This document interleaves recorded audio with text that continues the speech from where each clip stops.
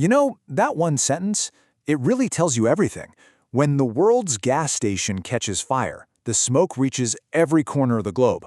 It's just the perfect way to describe how a single conflict can spark a chain reaction that touches all of us. And that's exactly what we're going to break down today, the oil shock domino effect. We're going to connect the dots for you, from a crisis that feels a world away, all the way to the price you pay at the pump, and, well, for just about everything else too. All right, here's our game plan. First, we'll talk about the world's gas station. Then we'll trace where all the oil actually flows. After that, we're going to dissect a price spike, follow that global domino effect, and we'll finish up with a few key things you need to watch for. So let's start with part one, the world's gas station. The big idea here is simple. A regional conflict doesn't stay regional anymore.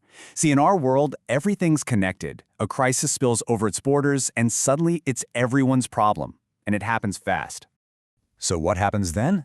Well, you get these three huge shock waves that ripple out across the globe almost instantly. First, energy gets turned into a weapon. Second, just moving things around the world becomes a massive gamble. And third, inflation. It just casts a long shadow over everything. Okay, on to part two, where the oil flows. Now, to really get why this is such a big deal, you have to look at a map. It all comes down to geography. Specifically, a couple of incredibly important choke points.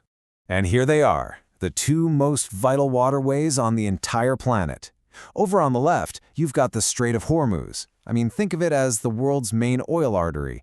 There's no real way around it. And on the right, Bab el-Mandeb. That's the front door to the Red Sea and the Suez Canal. Basically a superhighway for global trade. Now understand this. That first one, Hormuz, a staggering 21% of the entire world's daily oil supply gets squeezed through that little passage. Every single day.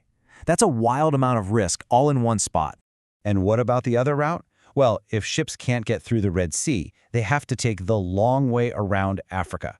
And get this, that adds 2 full weeks to their trip, 14 days. That's more fuel, more time, more money, and you know who pays for that in the end.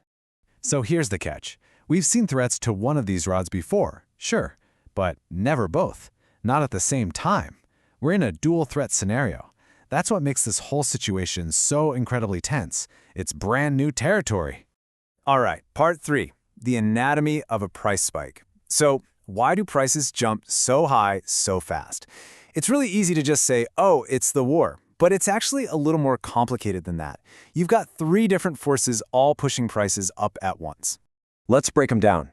First up is the fear premium. This is all about psychology. Traders start betting on worst-case scenarios, and that alone pushes up today's prices. Then you have weaponized capacity. Will the big oil producers pump more to cool things down? Or will they hold back? And third, the insurance spiral. The cost to insure a giant oil tanker going through a danger zone. It just goes through the roof. Which brings us to part four, the global domino effect. See, a higher price for gas is just the very first domino. Now let's follow the ripple and see how that one price hike pretty much infects the whole economy. And this right here, this shows you just how deep it goes. Just look at that number. Over 90% of all the stuff we make has oil in it somewhere. We're talking about plastics, fertilizers, even the parts in your phone. So when oil gets expensive, making everything gets more expensive. And here's the most direct hit to your wallet. It's called the food-fuel nexus. And it's really, really simple. Farming runs on diesel fuel. So when diesel costs more, it costs more to run the tractors. And that means, you guessed it, the food at the grocery store costs more. Period. It's a straight line. And all of this, it points toward one word that every economist absolutely dreads: stagflation. It is the absolute worst-case scenario. It's a nightmare combo where the economy stops growing, but prices keep going up. And an energy crisis like this, it's the classic trigger. Okay, our last section, what to watch next. So how do you know if things are really getting bad? I'm going to give you 3 crystal clear red line signals. If you start seeing these pop up in the news, you'll know things are escalating. Here they are. First, keep an eye on the price of Brent crude oil. If that thing crosses $100 a barrel, that's a massive psychological barrier. Second, watch the big shipping companies. If they announce they're halting all traffic through the region, that's a huge deal. And third, listen for any talk about emergency oil reserves. Because tapping into those reserves, well, that's the last resort. It's like the break glass in case of emergency for the economy. It means every other tool to control prices has already failed. So, what's the bottom line here? It's this. Geopolitics is no longer some abstract thing for experts to debate. Geopolitics is macroeconomics. And it's not happening somewhere else, over there. The front line in this new world is your wallet.